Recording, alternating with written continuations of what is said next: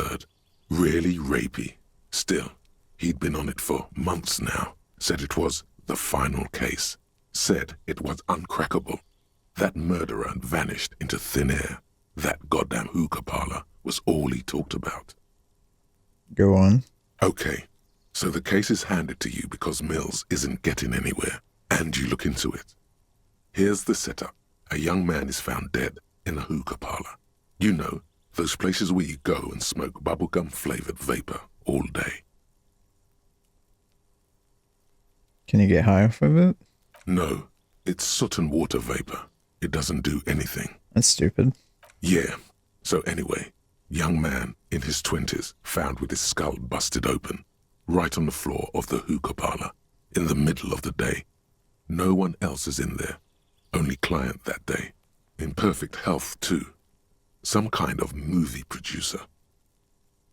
No one enters. No one exits. He's just sucking on his watermelon hookah all morning, all noon, like he usually does. He's a regular. No calls, nothing. Just sucking on the hookah until 15:45. Then bam, he's dead on the floor with his skull busted open, blood everywhere. What happened? How can it be? Mills has no idea. Invisible assassin, movie deal gone sour. Girl at the counter did it. Nothing fits. Eerie. Man just dropped dead. So you go to the parlor. You see cushions around the table. Table's low, heavy, really sharp edge. He sucked hookah, stood up, passed out, hit his head on the table, and died. See? You can't even read the thing without solving it. Yeah, it was that. Turns out hookah does do something. It turns off your brain's oxygen supply, and you don't notice it until you get up to go to the bathroom. What was he doing there for 6 hours? Smoking hookah. Didn't you hear? I don't know. Trying to come up with a movie script, maybe. Anyway, that was murder at the hookah parlor. Joseph Mills wasn't a good detective, and about 30 minutes has passed piecing it together. Next. I can revisit this. Not much has changed in the meanwhile. A bunch of sodden papers still sags from it takes about half. This one, cause of the true love. People, the graffito crew is easy. The crew agrees to clean up the 9,000 people subjected to the mural's message. All a staggering 78% of vote. Did someone ask? Not much is. Okay, now he's out here. We can talk to him. Gendarmerie, you found me. Gives you a bright smile before taking another drag from a cigarette. His slender figure is backlit by city lights, its distant streets and motorways flashing like diamonds. It feels like a Friday. He seems to be in a good mood tonight. Got your hint. Found the key right under that stone. Beautiful. He replies, smiling as he looks at you. Something sparkles in his eyes. So tell me, are you here to make things right again? That's what I'm aiming for, yes. Beautiful. It says again, a nearby street lamp casts shadows on his chin, drawing out the slender cheekbones. I have some good news for you. My Sunday friend is visiting me tonight. I told him about you and he'd like to say hello. Step in. He's already waiting. By the way, I'm really digging the view here. Point to the city skyline. Mm-hmm. That's why I chose this place. Martinez is special, isn't it? Very well, I'll talk to him. But first, I want to talk to you. I have so many questions. Is it Friday tonight? Yeah, it does feel like the end of the week. Such gentle weather. Why would I want to meet your friend? Trust me, you do. That's nice, but I don't have anything to tell you. It's my friend you're looking for, not me. He takes another drag of his unfiltered cigarette and looks around. It's getting dark and the neighboring windows have lit up, one by one. Downstairs, a cat crosses the yard, disappearing into the bush. Besides, I've got to run. Something tells you you're never going to talk to an individual this cool or mysterious ever again. Where? To the city.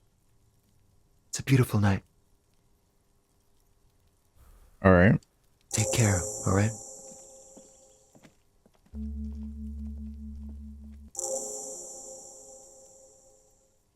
And he's gone again. Looks like it's becoming a theme for him. Got 4 skill points.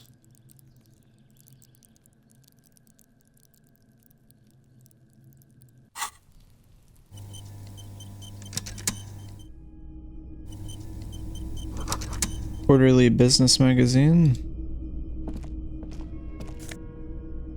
+1 drama, +1 electricity. Party Dragon Silk Road. Old photo of the same apartment dated year 01. Expensive men's perfume lingers in the air. Sumerian conical hat, +1 logic, -1 suggestion.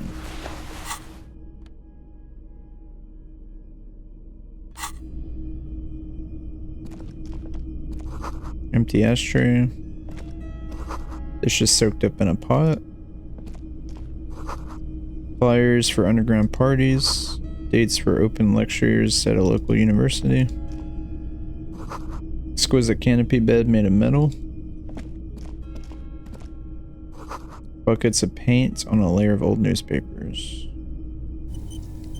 Alright. Officers of the Revachol Citizens Militia. Man in business casual removes his cufflinks. His hands are clean and well manicured. This is a man who knows the importance of appearances. My name is Charles Vildrouin, and I am an official with the coalition government. I work for the Institute of Price Stabilité on assignment from Sur-la-Clé. I heard you talking to my friend outside. Very good. Super. I am here to assist you in any way possible. Ask me about the hanging. No, first ask an innocuous personal question to get the interview off on the right foot.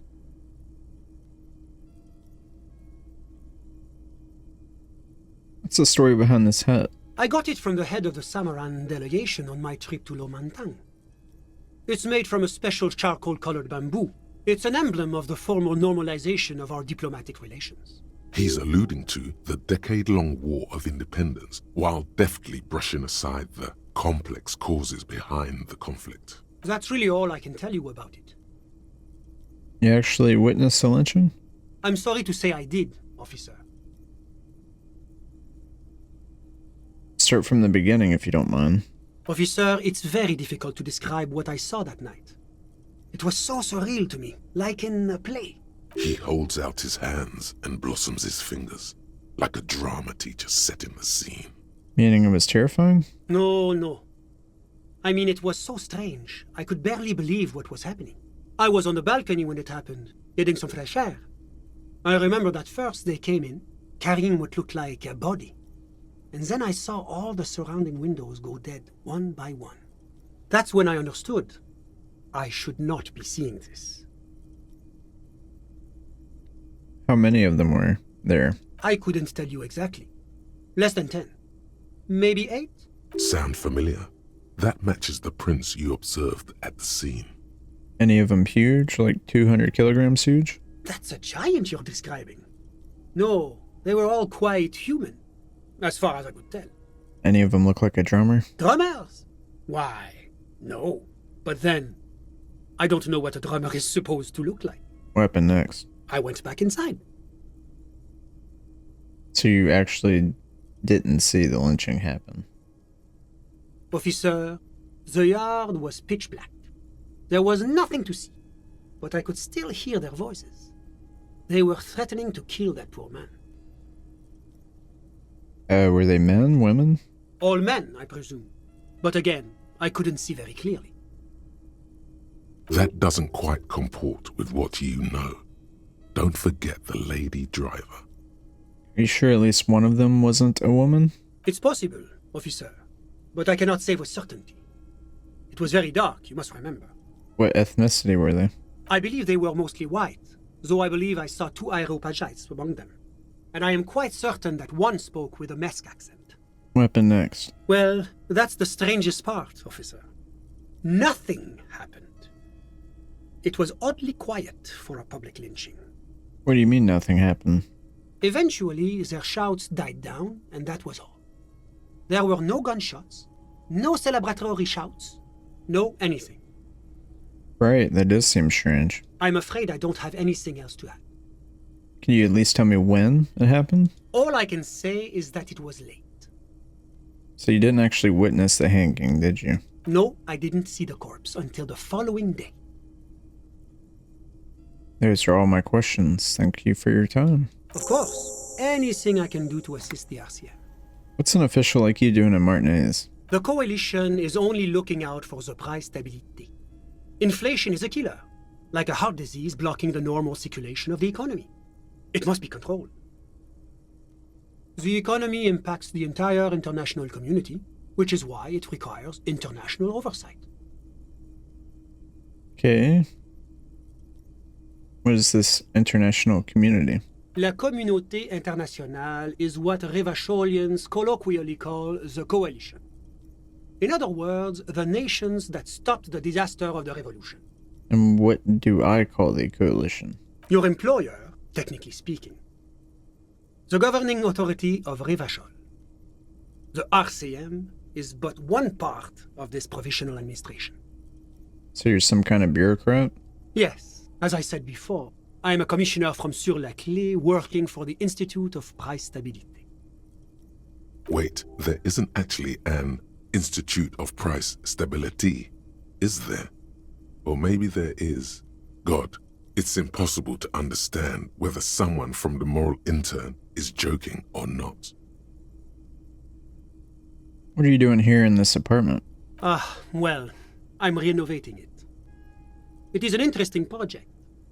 The building used to be a 12-story skyscraper before the cannons took the top 4 stories off.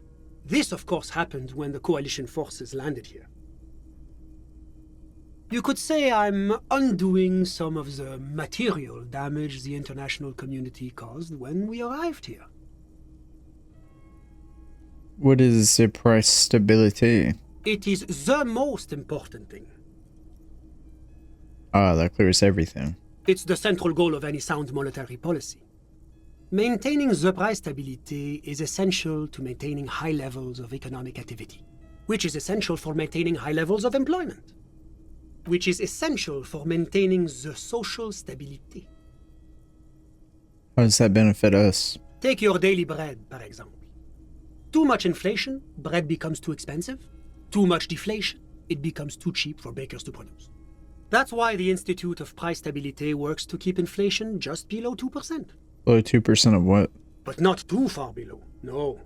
Too below is also bad. Below, but close to 2%. You're not answering my questions. The coalition believes in the importance of informing the public about the benefits of the price stability.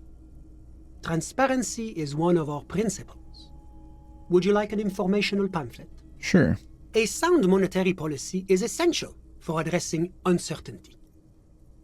Stability is the raison d'être of the moral intern. It's the reason why I identify as a moralist. But oh, I don't have my leaflets on me today. That's too bad. You can always call our information line. Making information available is part of the moral intern's commitment to transparency. What is the moral intern? It's the international organization for moralists. Hence, Moralist International. The Institute of Price Stability is just one of its many mind babies, as is the coalition. Are you a moralist? But of course. Am I a moralist? Well, do you value freedom? Do you believe in a normal, stable world governed by democratic values? Martinez doesn't seem very normal or stable to me. Martinez? No. Martinez is something else. What about the rest of Revachol? Revachol is generally difficult. It's led by an interim government, which means it hasn't yet achieved full democracy. But they are working towards it. You're all doing very well here, relatively speaking.